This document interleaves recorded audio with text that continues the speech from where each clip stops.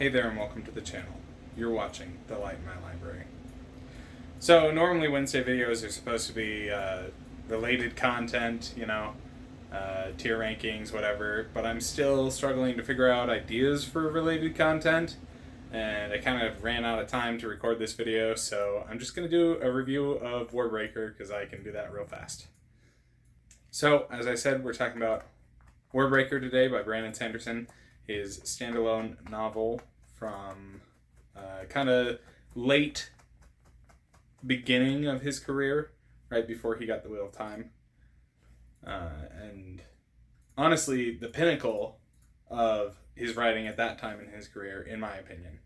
I think that as much as the original Mistborn trilogy really does a lot and accomplishes a lot, Warbreaker is a better written, better paced experience, start to finish, and just a little bit more concise throughout. Colorful, vibrant, and personal, Warbreaker is the story of two sisters, princesses, separated and forced to navigate the foreign and terrible kingdom of Helendrin. One as a bride to the terrible God King, and the other forced to navigate the underground in an attempt to rescue the other sister. We also follow Lightsong, the returned god who does not believe in his own divinity, as he struggles with what makes him so special. Woven throughout is the mysterious character Vasher, who carries a black sword in a silvery sheath, which speaks to him in his mind.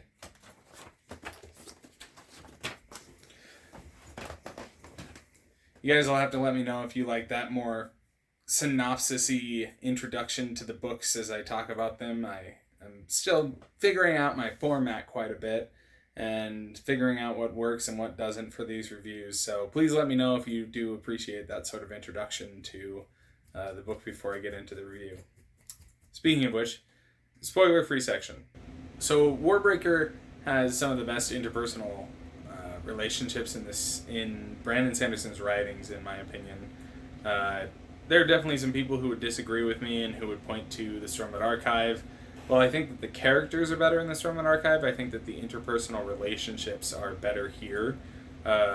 Viviana and Sereni and their views on each other as siblings and sisters, even though they don't interact that much throughout the book, is really well done and really establishes there's a presence to their relationship, despite the fact that it's not on screen very often.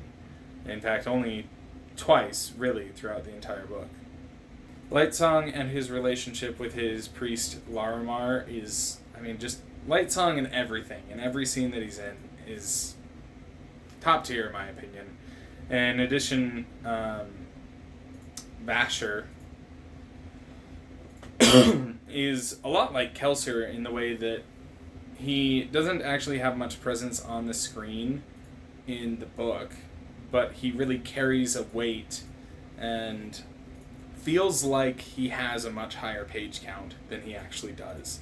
I think it's I actually did count it at one point, but it's been years, but I think it's like every 2 times that you get a Viviana, Sereni, and Lightsong chapter, you might get a Vasher chapter. So he really is not in the book as much as you would think, but he's really well done, and the introduction of Nightblood here in this book is, he's a standout in the Cosmere, and those who know that he is frickin' awesome. So there's that. On to the actual review. We're going to give this book let's say a 7 out of 10 for characters, and I'm going to follow that right up with an 8 out of 10 for intercharacter relationships. Maybe even an 8.5 out of 10 for that. As I've been saying, I think that both are really well done in this book. The characters are all unique, they are all different and have very different voices and perspectives in this book. None of them feel similar to each other, and all of them are very well realized and have very real relationships with each other.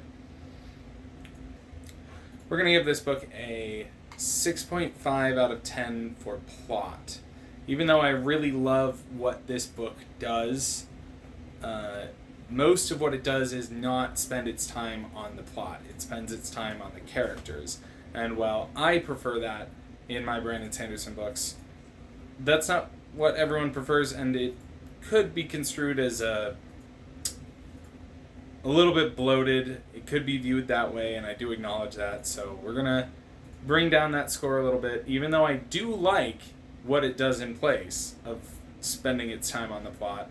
The plot for this book is majority in the background. At least that's how it feels to me on rereads. But majority in the background and predominantly focused on the characters in this book. Actually, you know what? We're gonna bump up plot to a 7, and for pacing, we're gonna bump it down to a 6. 7.5 for plot and a 6 for pacing. Basically, for the reasons that I've discussed, I think that it's a very character-driven plot. That's not a failing of the plot, but maybe a failing of the pacing. I don't know if I agree with that. I don't know. That's what I'm going to stick to for now. But I'll probably change my mind on the way that I'm rating these later. To be fair, basically everything I'm rating right now, I'm learning how to rate books. Obviously, I have my opinions on the books, and I have a lot of critical thoughts about a lot of the books that I read. I just am not used to giving explicit ratings to them, and it's kind of something that I'm learning as I'm going here. So I hope you guys put up with me as I kind of muddle through it. But yeah, we're going to stick with those ratings for now. We're going to go with for an overall rating for this book of an 8 out of 10. I don't remember what that is in relation to the Mistborn books, but I would put this above the Mistborn books. So take that as you will. That is my rating. So we're going to do some highlights real fast.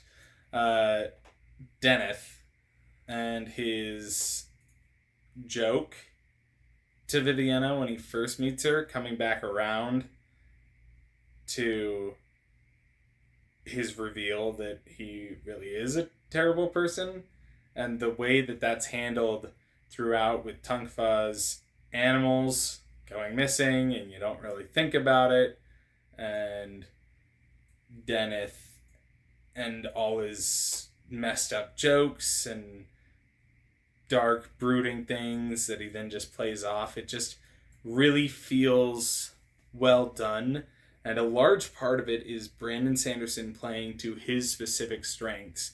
Considering that this was the 4th book that he had written, Tungfa and Deneth come off as characters that you've already met in Brandon Sanderson books, as the quirky, funny, they feel very familiar for Brandon Sanderson characters, for good guys. And you trust them. If you started with Elantris, you read Mistborn, you come to this one, you trust them. And I don't know how it would work for non-Brandon Sanderson fans, but it's definitely him playing to his strength and turning that on its head, and in a way that doesn't feel cheap. Not in rereads, not the first time around. It feels well done and earned. So that whole plot arc I'm going to give as a highlight. Also, the plot arc where Viviana spends the month or week or whatever it is living on the streets is one of my favorite parts, and really feels like almost her getting, I don't want to say what she deserved, but maybe what she needed. And feels very good and cathartic for her as a character, to see her go through that suffering in a very pitying way, and then to have that character say to her, you don't really know what it's like on the streets. Even though you've had this experience, you're still a nobleman or noblewoman. You're still nobility. You still are privileged. You may have walked the walk for a week, but you're still not somebody who's lived here their entire lives. And that just feels very well done and very earned for her character. Everything Light Song does is a highlight, but particularly for Light Song, I'm going to highlight the scene with him playing a game on the lawn with the other returns, and just because I find that hilarious, the concept that he's really good at this game, even though he doesn't know the rules, and he just ass backwards falls into being great at it, is immensely amusing to me, very much lines up with my humor. And then we're also going to highlight his ending, where he just gets it, is the way that I had a friend of mine describe his revelation at the end to me that way a long time ago. Just he gets it.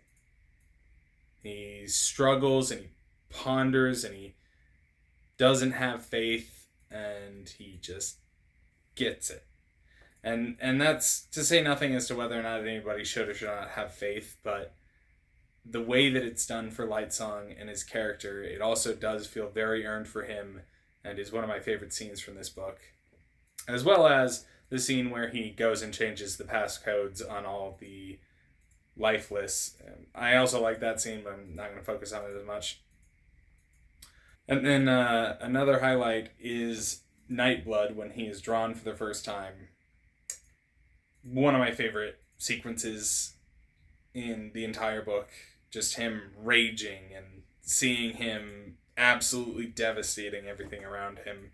And a taste of what is to come later in the Cosmere on other planets. But it is very exciting to see. Without getting into spoilers for any other book, there are similar things, and Nightblood is a very good teaser. So I really enjoy that sequence. So yeah, those are my thoughts on Warbreaker by Brandon Sanderson. I hope you enjoyed this video. Sorry again, I was supposed to do a different kind of video today, but I just ran out of time. I do appreciate you watching. If you would please leave a comment, like the video. It really helps out as I try to build an audience here on the platform. If you could also subscribe, and you can follow me on Instagram and on Twitter at The Light in My Library, where I post my upcoming schedule, and I discuss things with other fans and just generally nerd out and talk about fantasy books and other things. I also have a Twitch channel at The Light in My Man Cave. I don't know if the dog has been moving around my camera, but if you've been seeing any shakiness in the video, it's because my dog is laying down at the base of the camera, so please forgive him, but he's a very good boy. As I was saying, you can find me on Twitch at The Light in My Man Cave, where I play classic games, mostly ones that I never finished. I do that usually every Tuesday and Thursday at 4:30 p.m. Mountain Daylight Time, and every other Sunday at noon. The schedule's been a little bit funny right now because work has been changing around, so I'm going to try to be more consistent moving forward, but for right now it's a little bit funky. I appreciate you stopping by, and I hope you have a good one.